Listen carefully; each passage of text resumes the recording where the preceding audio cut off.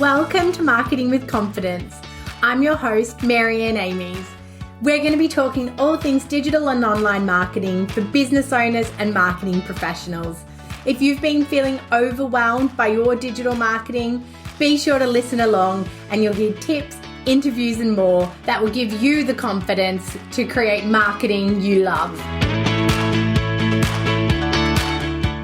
Welcome back to Marketing with Confidence. I have a super special episode today. Firstly, episode 50. I'm not sure where the time has gone. And starting the podcast, one of the biggest things I was conscious of was making the commitment. And I didn't want to start something and not stop it. So to get to a 50th episode feels like a massive achievement. And I thought, how to celebrate, what to do that's a bit different. And I'm so excited today to be joined by my good friend and business colleague, Bec Hughes. Hi, Bec. Hi, Marianne. How are you feeling? Nervous. So I have roped Bec in to help celebrate by asking me questions I've never seen or heard of before. I mean, other people celebrate with champagne and cake. I have gone the inflicting random pain upon myself. But every time Bec and I have recorded podcasts together, we have had an absolute ball. We have amazing chemistry. Our podcast on The Walking Dead may or may not come out in the next few years once we have some time. Or maybe it's just on zombie and post-apocalyptic series in general. But yeah, I love all my conversations with Bec. Bec and I meet every fortnight and we do accountability, which is massive and such an important thing in your own business or your own career is to have somebody that you can just talk about what's going on and can hold you accountable and give you fresh ideas. And it's been a huge help in business land and in personal land. And yeah, I'm excited. I'm rambling because I'm nervous. So, Bec, over to you. Okay. Well, look, first of all, I want to say I feel very honoured to be asked to do this, and I hope I do it justice. I know you will. But I also want to say, and I'll fight you on this. Uh-huh. Marianne genuinely doesn't know what I'm going to ask her today. So none of the BS. This is not for optics. Yeah, not for optics. She genuinely doesn't know what these questions are. And I don't even really know where it's going to go either. Come with us. Yeah, just come along for the ride. But I do have questions, but we'll see where it goes. Okay. But what I want to do with Marianne is get a little bit deep. I don't think there'll be tears, but there will be giggles. But we're going to talk business. And we're going to talk personal too. Oh. And we're going to get some of the inside goodness, hopefully. Oh. So it's going to be fun. I'm excited. Me too. All right. Okay. Are you ready? Look, we might start with an easy one, I think. Literally on the edge of my seat. Yeah. Look, I think that it's important to talk about this one. And I personally think that people would love to hear this from you. So, and for me, coming from a brand perspective, obviously, I think that purpose is important in our brand and in what we do. And allegedly, everyone should have a purpose, which goes beyond making money. Yeah. So I would love to know from you, what is yours? But I want to know what your purpose is in your business, but also in your personal life. Because the two are different, I think. And I don't think we can I think the two can touch each other, but they're not necessarily the same thing. So you've got to come up with two. Okay. I love this. So funny. I felt for a really long time intimidated by this concept of purpose because I think when I looked or when I listened, purpose always seemed to be about, greater good. My purpose is to run my business so that I can fund an orphanage in another country. And I mean, that's an amazing purpose. But I didn't have something so big and so big picture and so I used to feel that I didn't have a purpose because of that, because I didn't have a good enough purpose, if that makes sense. And then I started working with the amazing Amy from Craft Coaching. And, we talked about purpose, and it became very obvious, and I probably always knew it, that my purpose has always been people. I, funnily enough, of course, exist to make money and make a profit, but I've never run my business that way. I'm extremely financially astute, and I love my numbers, as anybody who knows me would know. But sometimes to my demise, my focus hasn't always been on how to be the most profitable. It really has been about how to help. And so I think in the business where I get my most satisfaction, and therefore what my purpose is, it is really helping others. And it sounds so cliche and a lovely thing to write on paper, but I actually get no bigger joy and satisfaction than from helping. And that extends both to, the business owners I work with, but also my team. Now that I reflect, I've launched the careers of so many young marketers that have joined me, out of uni or in uni, and now work for, massive brands and have these, amazing careers. And that sort of launch pad for them, I feel really, really wonderful about now as well. When I think about my personal life, and again, I think it's the nature of having a business, and I've had a business for 13 years. So business and life are so entwined, and it's hard to separate them. I think my personal purpose, it really comes back to kind of my family and my children, and I think my purpose is to raise my kids to be the best of what they can be. And I have no expectations. I grew up in a household, I grew up in a household where my expectation was to be a wife, because I came from a very traditional European upbringing. But say for my brothers, their expectations were to be doctors, because, everybody should be a doctor or a lawyer. And the expectation on me was to be a good wife, so to be a nice housewife. And anyone that knows me knows that I've failed on all domestic fronts. I'm just not domestically inclined. But I think, for my children, what I want for them is them to be the best of whatever they want to be, whether they want to be an artist or whether they want to be an explorer or, whatever it is, just be the best of what you can be. And I think my purpose is supporting them to see, the infinite possibilities of their lives. And it's a thread there, because I think it's a thread of wanting to support people and get the best for people. Yeah. Yeah, there's a clear link. And we have lots of conversations, because I know you've got clients that you've had for 10 plus years who still rely on you and still love you. And I think that speaks to, or evidences that purpose in a very real way. So thank you. I love that. And I can see that in you. You're good people. So you touched on it, and it is something I want to talk about as well, is the idea of, well, first and foremost, is it data or data? Educate me. Oh. What did I say, data? Can I say data and not be stoned by every Australian person? No, you're fine. I appreciate, I love your accent. I've said I like to listen to your podcast while I go to sleep. Well, look, it's your podcast, so I'll say data. But I know that data is not data. It's not data, but I would say data. But I wouldn't say data.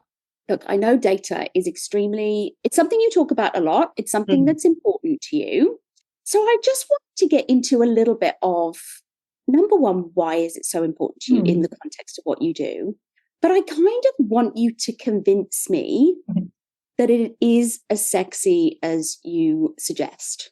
Yeah, it's funny. I feel like in the last, 5 years, 3 years, 5 years, data has become more important to me, or maybe I've felt the confidence to talk about how important it is and not be embarrassed by it. I get so many team members come through that tell me they're terrible at numbers. I'm terrible at numbers, I'm terrible at math, and and I always sort of say, well, maybe you haven't enjoyed it, or maybe, and it's a muscle that you can build. Why do I love it so much? I think I am a creative person. I'm a very intuitive person, but then I do love fact, and I do love to problem solve. And I think what data does is gives me evidence to problem solve against. So it can back up a theory. It can, I don't know, it brings comfort. It brings comfort to go, I wanted to achieve this. Now I can look at the numbers. Did I achieve it or didn't I? Or I improved this. Let's look at the numbers. Did it impact it or didn't it? And I think it's that justification. Maybe it's being the youngest child of the family, always trying to, prove yourself. I find the data is a great justification. And why can't it be sexy? Why can't an Excel spreadsheet just be so sexy? I love Excel, and I fall into absolute rabbit holes. Like I can spend 3 hours looking at data different ways because it literally excites me. Like I will go, oh, what about this? Oh, but what about that? Oh, what about this? Before you know it, I've made multiple spreadsheets, charts, pivot tables, you name it. And I love it. We need all sorts of people in the world, Marianne. Yes. And even people who find Excel spreadsheets sexy. Freaks like me. It's interesting that you said about you find it a comfort. Yeah. A lot of people, they find it a bit scary. It's almost like they don't want to. I don't want to look at the numbers because I don't want to know. I don't want to know what I need to improve. I don't want to know what's working. And I think it's a really good and interesting potential reframe to kind of go, well, there's comfort in knowing because then you can do something about it. Yeah, exactly. And I think that's the thing. I'm such a problem solver. Actually, my husband on the weekend complained about my need to problem solve everything. And he's saying like we're wired really differently. He says, I see problems like a stream, like they float past their ideas, their concepts, they go. He's like, you see a problem and it's like, okay, right, giddy up. Like, what are we going to do? Like, what are the outcomes? And I think that's just how I'm wired. And yeah, I think for me, numbers are another avenue to solve the problem. Oh, I like that analogy too. Yeah, he came up with it. Pretty good. He comes up with some good stuff sometimes. Now, I think we won't dwell on this one, but I do feel like we can't have a conversation with and about digital marketing with a digital marketer about a digital marketing business in a world that is all about digital marketing and not touch on your, I guess, prediction for the future of Threads. Oh, Threads. I think, yeah, I know. I think, 48 hours after Threads launched, when everyone was putting out their, dissertations on how to master Threads and how amazing Threads was going to be. My view then and my view now is that, the younger sibling of Facebook and Instagram will always thrive because it has the right lineage to thrive. I think that they will invest, they will pivot, they will expand, they will make Threads work one way or another. And it's interesting, especially in Australia, because Twitter hasn't thrived here for over 10 years, in my opinion. Whereas in America and other countries, Twitter was still thriving, maybe up to a year or 2 years ago. I remember it would be 10 years ago, me saying I'm deprioritizing Twitter as a strategy for clients because I just don't think that platform's going to go well here anymore. So I think that the context for us as Australians is a little bit different as well. We're not sort of so entrenched in Twitter that Threads is like, oh, it's the better version of the thing we always do. So I think it's more of a, context. What could this be for me? Where could this lie?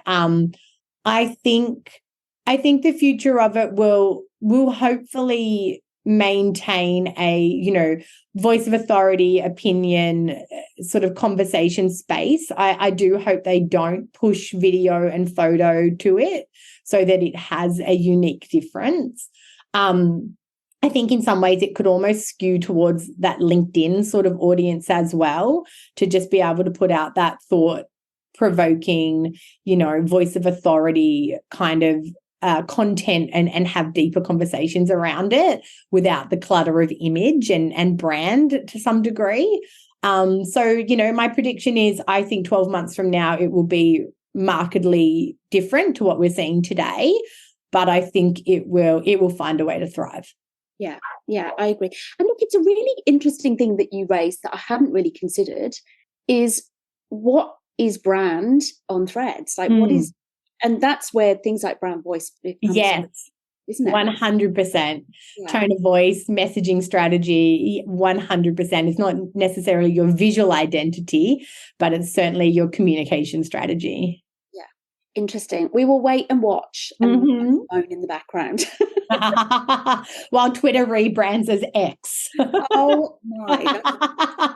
Bless him. Bless him. That's him. I actually am so agnostic about that. I have no opinion. Yeah. Yeah. If I'm honest. Like it's sort of another move that is meaningless. It won't stop people using it. It won't change anything about the platform. It's just a new name. Agree. People put so much meaning in that sort of stuff where it doesn't actually exist. But I think it even just demonstrates how little the whole investment means to him, you know, because people are sort of like, oh, he doesn't have it trademarked and the domain's not owned and all. But I think it's the whole platform is a plaything.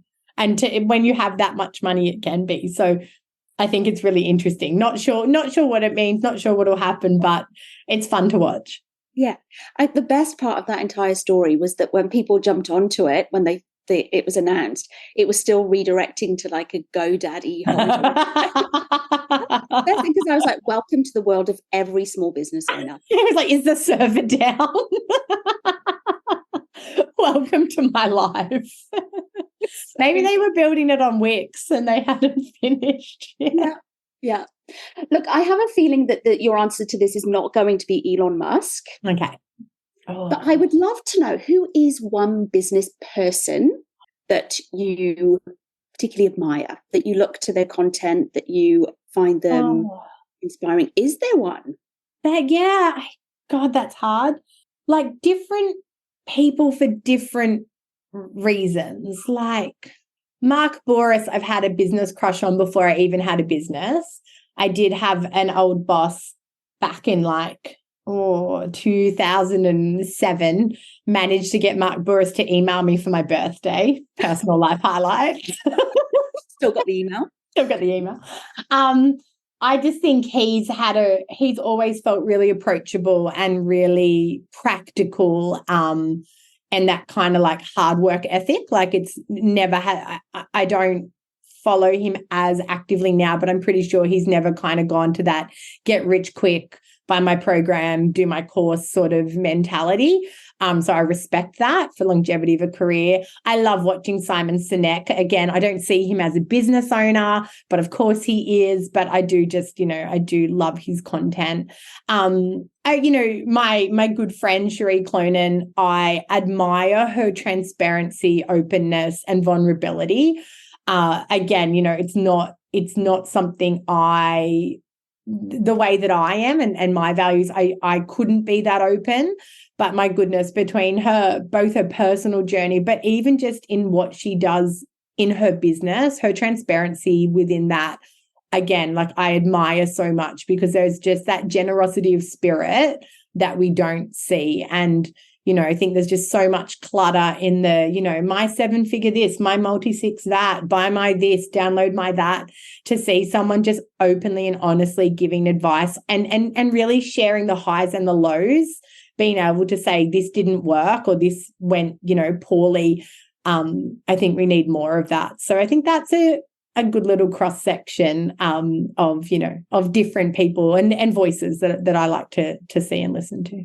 Yeah, Cherie's a really interesting one, because I think it was quite some time ago now, but she shared something about her business income, and it was, Digital Picnic was well known and still well known, but they were really growing and they were doing so much. Yeah. And she talked about the business profitability and what she was paying herself. I know. And I was amazed. I mean, she was transparent about it, and I was amazed at what that figure was.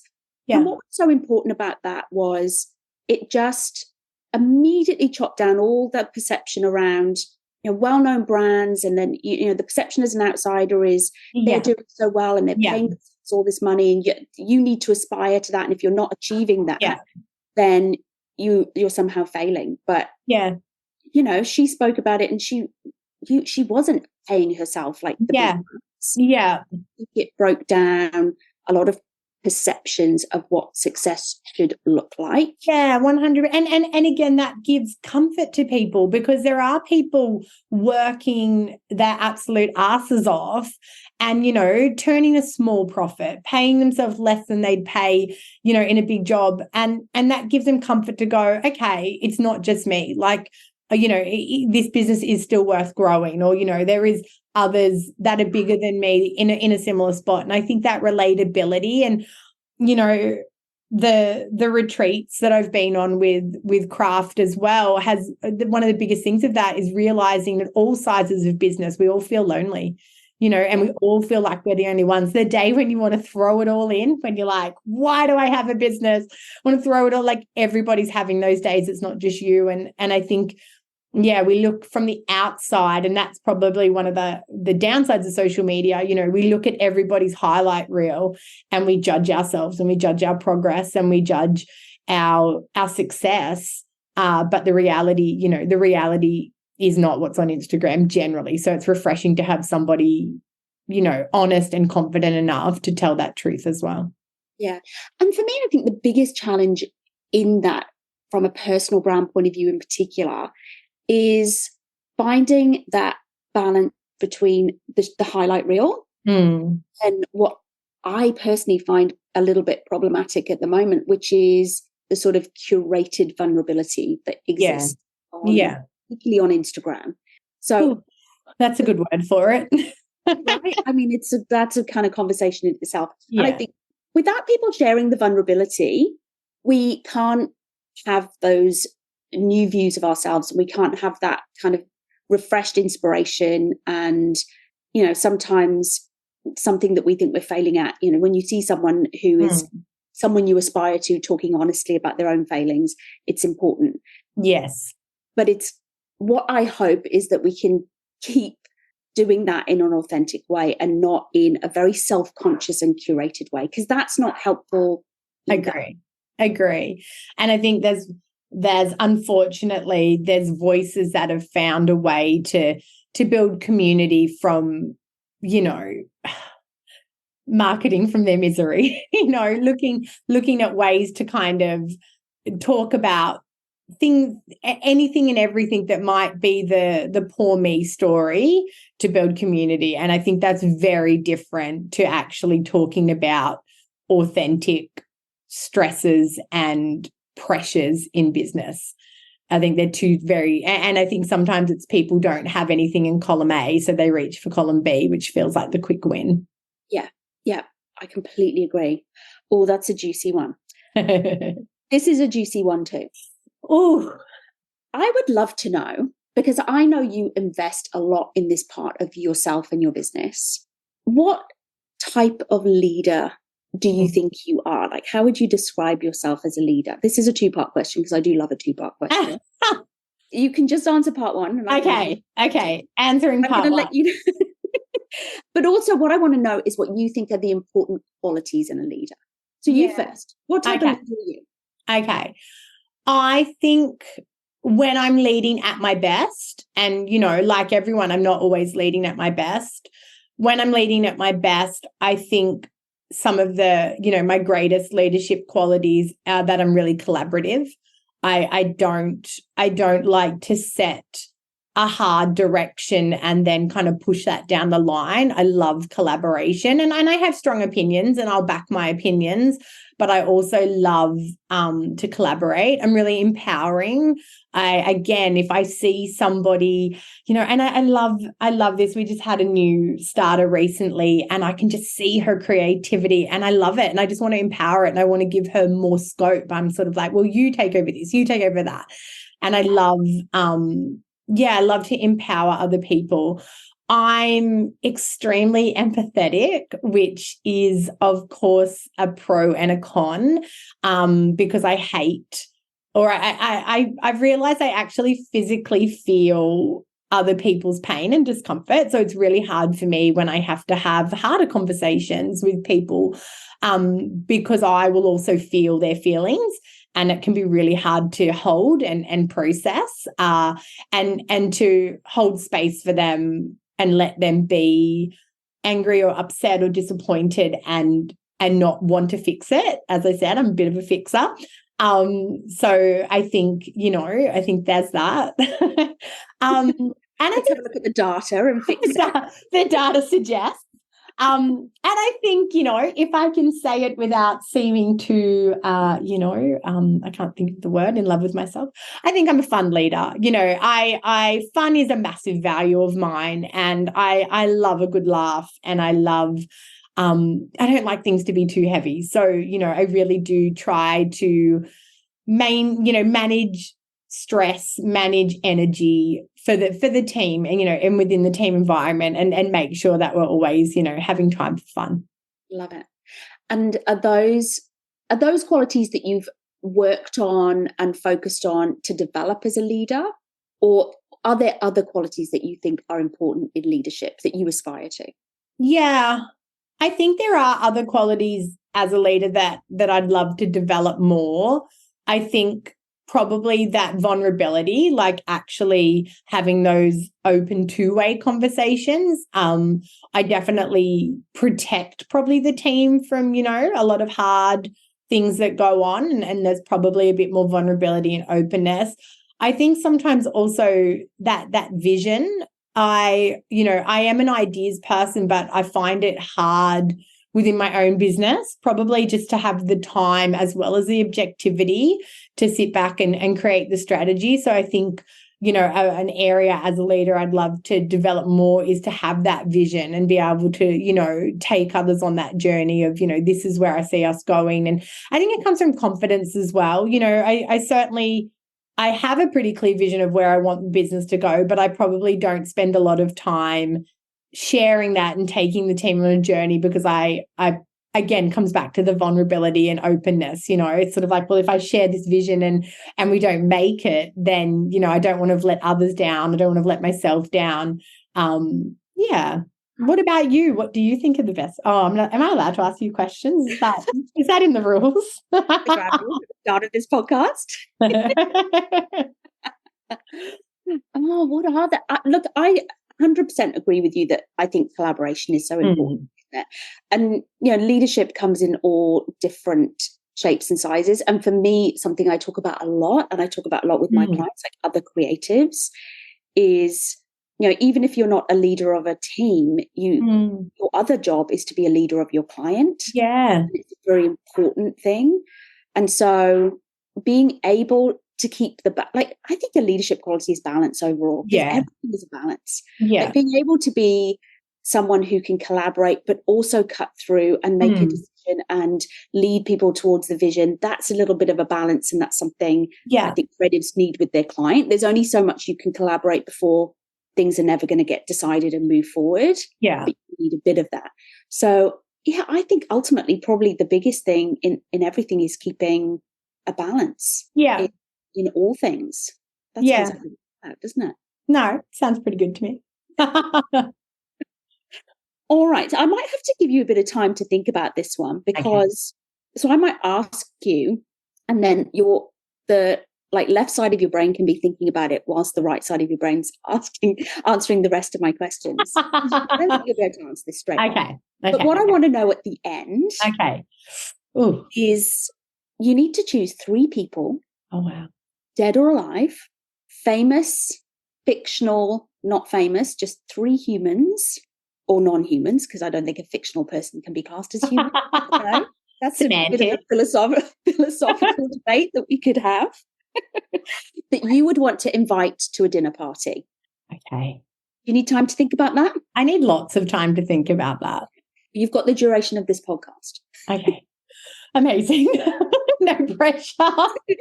Marianne quietly Googling whilst we're recording. Yeah. Tap, tap, tap, tap, tap. All right. So we've been talking a bit about kind of diving a bit deep into you as a leader.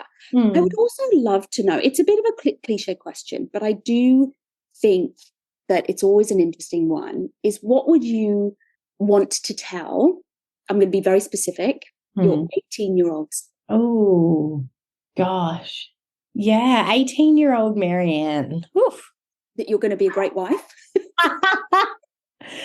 So you're going to fail domestically, so don't try.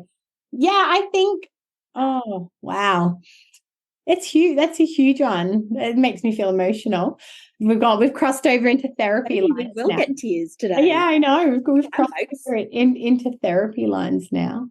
I think, 18-year-old me, probably that in some ways you will get everything that you want, but you'll work for it, and that you'll surprise yourself that you can break down a lot of the barriers. As I said, like not that I ever prescribed to it, but the pathway or the aspirations for me as a person from my family were never, in line with what I wanted, but I didn't know as a person, especially as a teenager, if I would have the guts to go against it. And I did. I did a lot of big things that went against it. Things that surprised myself, and always, I think I surprisingly have always leaped before the net appeared, but didn't realize it until later that that's what I was doing. Like, I look back on some of the big decisions I made and ways that I broke away from not just what was expected of me, but probably what the situations I were in. I look back and I'm like, oh, wow, look at you. Like, so I think, telling 18-year-old me that I will, I'll do the things I want to do, one way or another, we'll have the confidence to do it, and we'll be inside. I wasn't a popular kid. I really struggled in high school with friends and things. And I think, being able to tell 18-year-old me that there's just better stuff coming, and that we will do really well. We'll do something really different, I think. 18-year-old me thought we were going to be an accountant. Poor child. There was some drive towards that, given your love affair with data. Yes, correct. I can see how it's a thread. Yeah, exactly. We just didn't know that data didn't just have to be boring. Yeah. And so can I ask, because now I'm going to do a Michael Parkinson. I'm just going to keep poking you till I crack. No. Now, if I can ask, obviously your life was mapped out for you for a little while. You were going to be this kind of great Greek and home maker. Yeah. There's anything wrong with that, but we've all got to be able to make our own choice. Yeah. The fact that in some ways you obviously are that. You're an amazing mum and you've created a beautiful life for your family. How do you think the people in your life, say maybe parents, think about that you didn't necessarily go down specifically the path they thought was right for you or laid out for you? Yeah, it's interesting. My dad loves to ask me who I'm having coffee with today. So my dad, who also, had small businesses himself, loves to ask, or, his favorite joke with me is like, oh, off to the coffee shop today.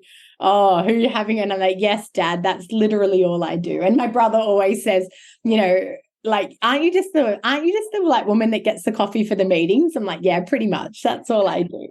And they also were really disappointed. Well, my dad was, when I left accounting.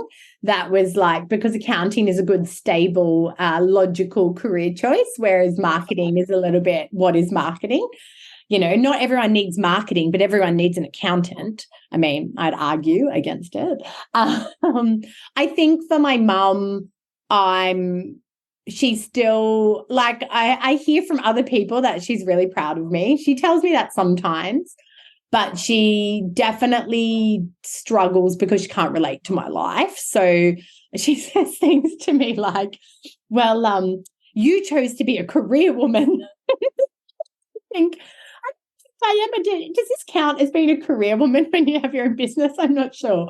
And, definitely the juggle with the kids, and, or if I go away for work, she'll sort of be like, oh, poor Darren has the kids all to himself for a week. I'm like, well, poor Darren is their biological father, so he is welcome to have them.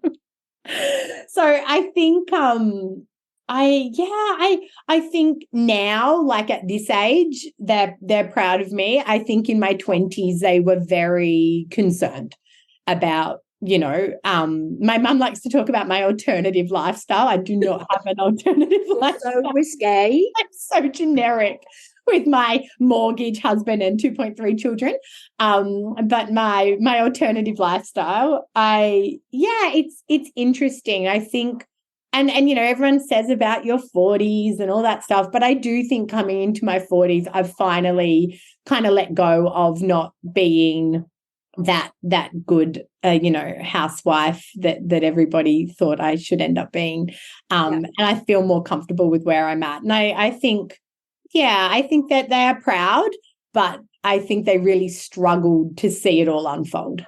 Yes, it would have felt very alternative. Yeah. And as a parent now, you understand it differently as well. And they were very set in their ways, and so I can imagine, living through that. Like, I moved out of home before I was married, which is an absolute no-no.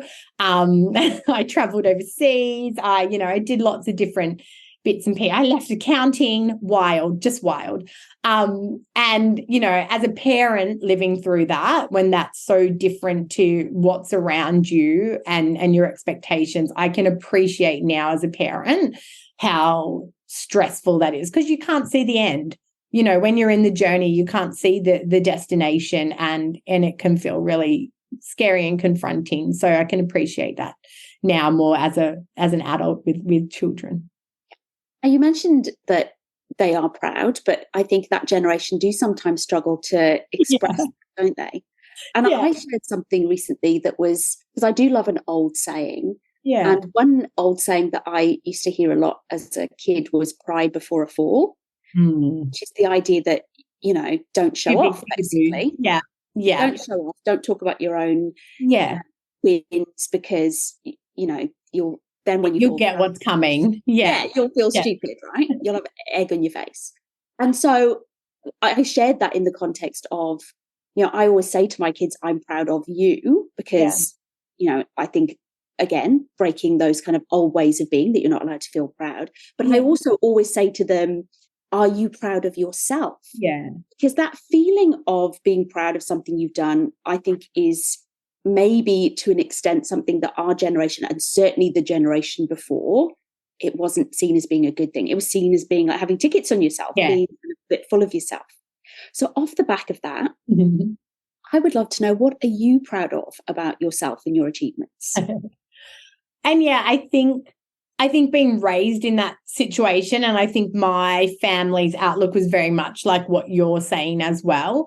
My mum still will say things to me about, people, oh, she's always on holidays, like blah, blah, blah, blah. And it's like, well, that's really great, Mum. Obviously, like, they've got to a point where they can be on, so I definitely come from that kind of, not envy of other people's success, but how dare somebody else be showing off how successful and great their life is. And I think, we, especially in the communities that you and I sort of rotate in, there's a lot of noise about, as I said before, my 7-figure this, my 5-figure that.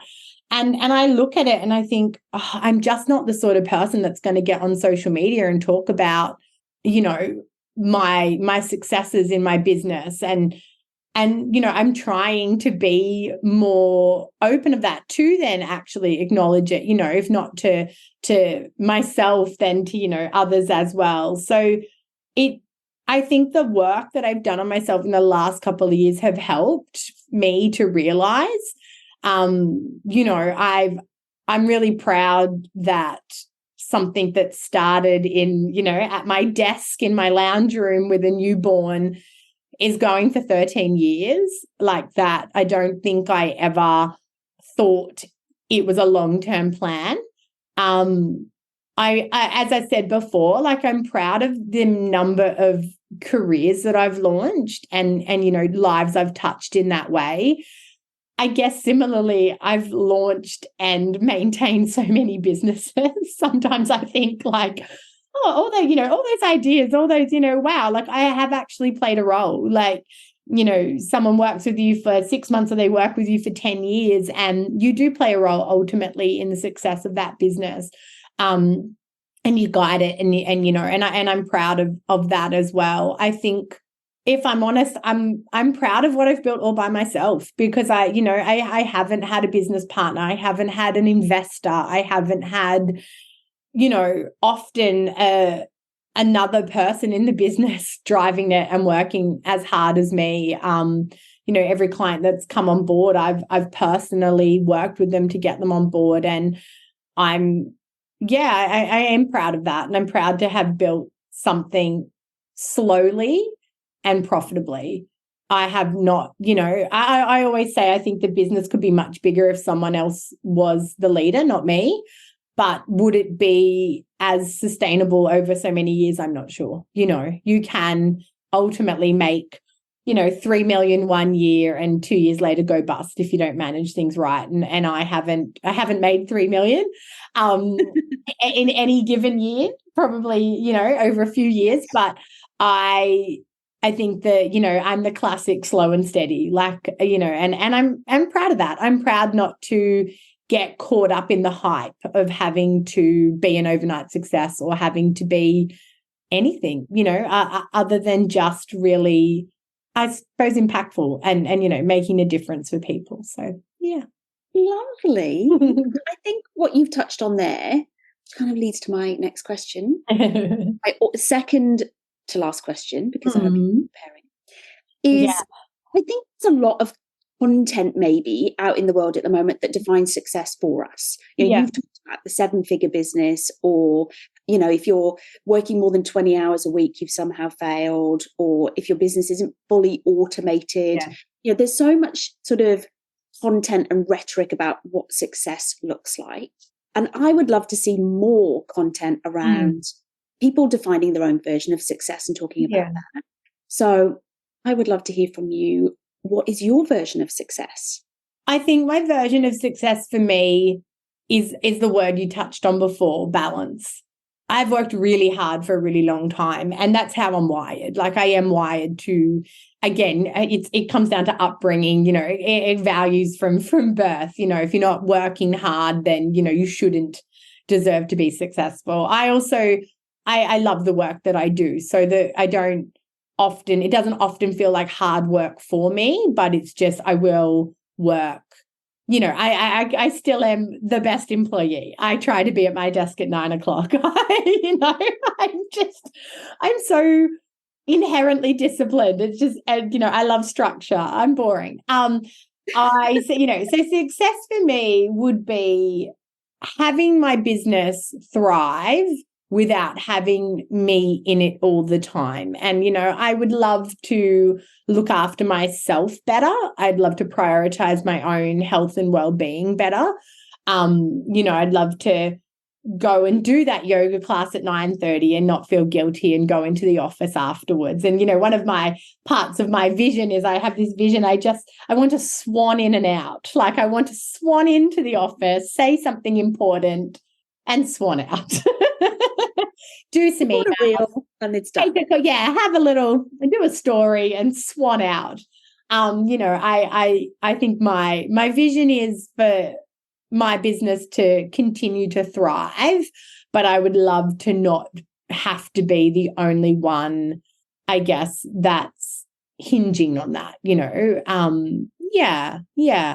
And just balance, better balance in life, more time for my family. It's funny, when you have small kids, you think that that's when they really need you. And, my son's about to be a teenager and he's in high school, and I'm starting to realize a different amount that he needs me now as well. And this is probably just the whole journey of parenthood. When he's 20, he'll probably need me, or my daughter will need me in different ways again.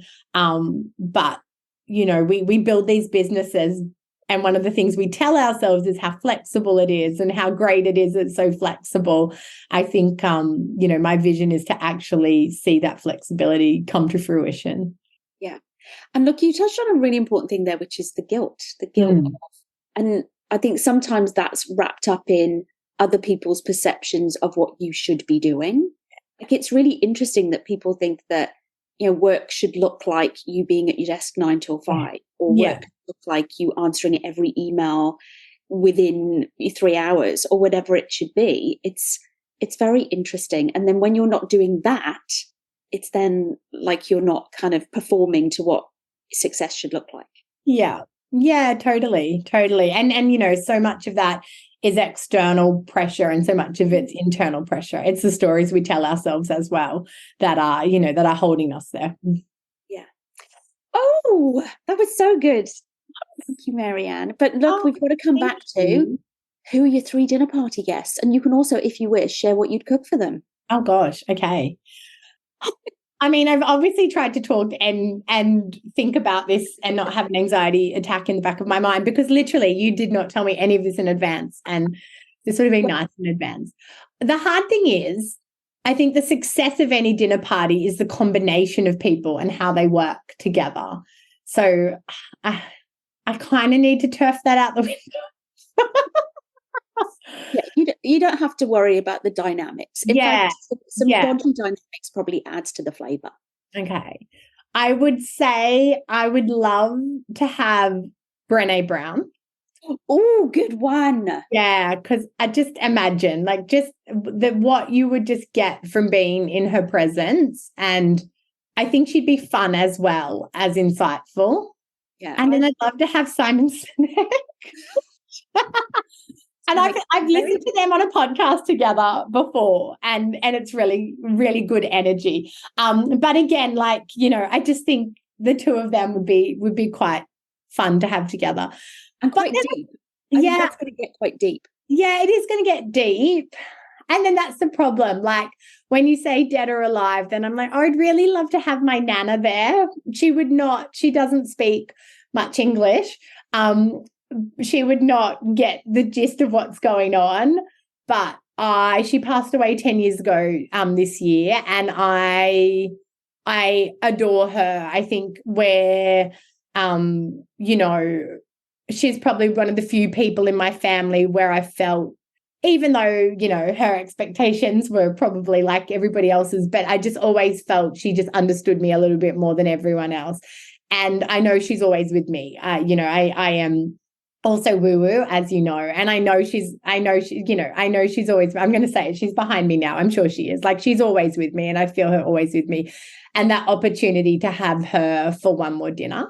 What would I cook? So cooking is probably the only domestically inclined thing that I am good at, and I love cooking. And I do think I can cook a good meal. I would probably have to cook something like spaghetti and meatballs or lasagna to show my Nana that I have not forgotten all the lessons. And then I think we'd need some like really good dessert, because I love dessert. I hate when you go to dinner with those people that don't want dessert. I find that very disappointing. Something really, really good, like maybe some sort of like apple and rhubarb crumble, or some sort of like Eton mess, or just, something really delicious. So, and obviously like a really nice couple of bottles of wine, I think would really just set that dinner party off nicely. So a very diverse, well, sort of semi-diverse group. I'm not sure about the dynamics, but I think that would be a really happy night for me. Love it. That's like, I'm in for the rhubarb. Just that alone. I know. Such an underrated vegetable. No, fruit. Root. I don't know. It's rhubarb. Such an underrated thing. Rhubarb. Love it. Love me some rhubarb. Or just animal. Yeah. Yeah. Object. Cookable object. That is so good. I rewatched for the second time Brené Brown's talk on vulnerability on Netflix. Yes. Just so good. So good. I've been consuming, TikTok has noticed my dwell time and has been feeding me a lot more Brené Brown lately. And I just love, like, every time, everything about fitting in and belonging and perfectionism. And, like I every time it's like I hear it new again, I'm like, oh my gosh, that's so true. And just to be that enlightened, right? Like to do the study and really be that enlightened. I admire that so much as well. Yeah. Well, Marianne, congratulations on 50 episodes, which I think is a you. accomplishment. Thank you. And don't stop. And I can't wait to see your new little thing you've got in the works, which is just kind of getting a bit tough on some of the marketing BS that's out there. Yes, keep your eye out for my marketing don'ts, essentially. I know, my divisive, get ready for the trolls, my divisive commentary. But look, thank you so much for doing this. You didn't put me through too much pain. You were quite gentle, actually, which was nice. But great questions and things even got me thinking, things I probably don't verbalize much as well. So great to have you probing. And thank you. And I hope everybody else enjoyed the episode as much as we did. And I look forward to 50 more at least. And thank you. You're welcome. Hey, thanks for listening to another episode. If you don't want to miss one, make sure you subscribe to the show in your podcast app. And if you love it, be sure to share it with friends and colleagues who you think could benefit from increasing their digital marketing confidence. Want more? Head to marianneamies.com to find out how you can work with me directly, to reach out to have me speak at your event, or to grab yourself some free resources.